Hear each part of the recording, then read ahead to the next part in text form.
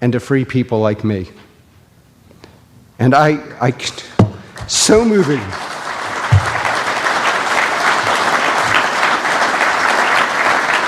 And I think about those people a lot. 안녕하세요, 김 원장입니다. 팔란티오 CEO 알렉스 카프가 2024년 6월 12일 워싱턴 DC에서 국가안보를 위한 비즈니스임원 BENS라고 하는 올해의 비즈니스임원상을 수상을 했습니다. 말 그대로 국가안보에 기여한 비즈니스 리더에게 주어지는 상인데요. 팔란티어는 테러 방지, 전장에서 군인의 생존율을 높이고 안전을 올리는 혁신적인 기술을 제공한 공로를 인정받았기 때문입니다. 지난 영상에서 다룬 것처럼 팔란티어의 소프트웨어와 인공지능 솔루션이 그만큼 강력하다는 뜻입니다. 주식도 최근에 꽤 오르고 있고 AIP, 사기업 대상으로 비즈니스 확장이 계속 이루어지고 있습니다. 미국 기업은 CEO를 보고 투자하라는 말이 있는데 카프가 연설문에서 중요한 얘기를 많이 하니까 연설 영상을 보시고 투자 인사이트를 많이 얻으시길 바라겠습니다. I'm deeply honored and I'm a little bit under the weather and I'm legitimately an introvert and I would have used any excuse and any other word in the world I would have canceled and sent in a video, but I didn't think I could do that. And I always think there's a lot of things, a couple of my favorite riffs, most of which have gotten me pilloried or attacked in public that I'm proud of. But I would say that for me, there's always these memories you have as a young adult or as an adult. And I think these memories actually in my life have played a big role. The first memory is not that related to this, but it did affect building the business, which was, I remember as sitting there thinking, I'm massively dyslexic, and how can I escape my dyslexia? And if I could, I would be very successful. And that worked out. And then my one of my other formative memories, I did a PhD, and I had this office, and basically I got a job in Germany, which is nearly impossible. And I was like the re-immigrated immigrant, so I had like 8 jobs. And when anything had to happen, I did all of it. So I wrote the papers, I wrote everything. And, I was the only one honestly working. And I sat there, and it's almost all my reading. And I sat there and I thought about a lot of things. And one of the things I thought about the most was, why did young men from Iowa and Kansas risk their lives, knowing they could die, to free Europe and to free people like me? And so moving.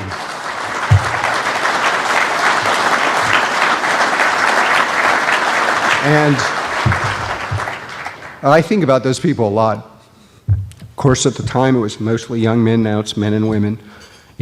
I built products I'm proud of, actually changed the course of history by stopping terror attacks and augmenting civil liberties, and has protected our men and women on the battlefield, and also have taken the lives of our enemies, and I don't think that's something to be ashamed of.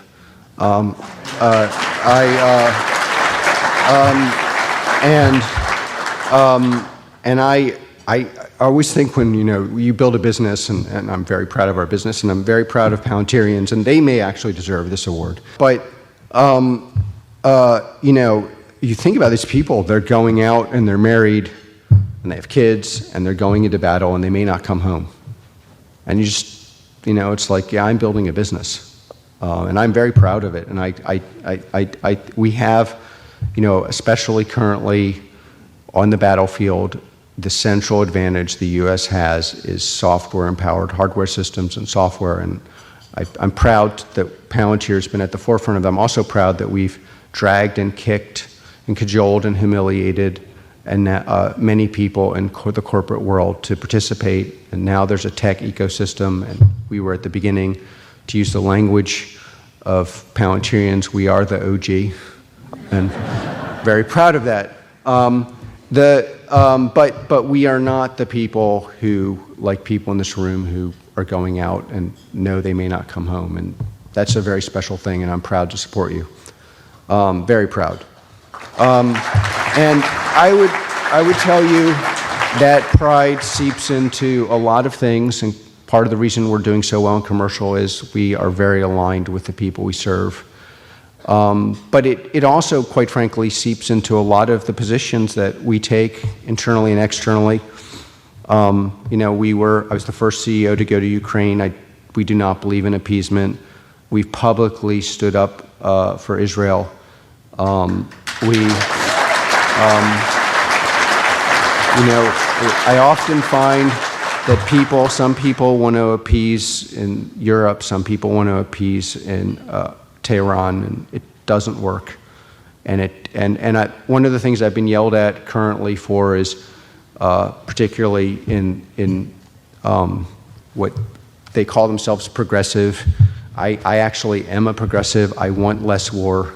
You only stop war by having the best technology and by scaring the bejeebers, I'm trying to be nice here, out of our adversaries. If they are not scared, they don't wake up scared, they don't go to bed scared, they don't fear that the wrath of America will come down on them, they will attack us. They will attack us everywhere.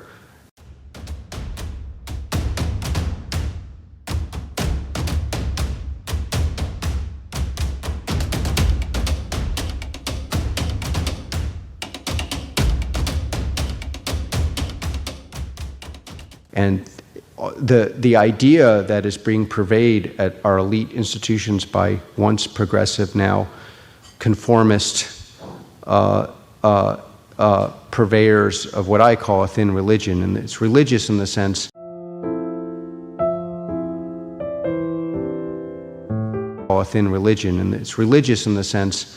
that every failure proves that it could succeed if you only try it again. And it's not going to work. And we in the corporate world must stand up to this. We must stand up to this. This is not a sideshow. If we do not win the battle of ideas and reassert basic norms and the basic obvious idea that America is a noble, great, wonderful aspiration of a dream that we are blessed to be a part of, we will have a much, much worse world for all of us, including...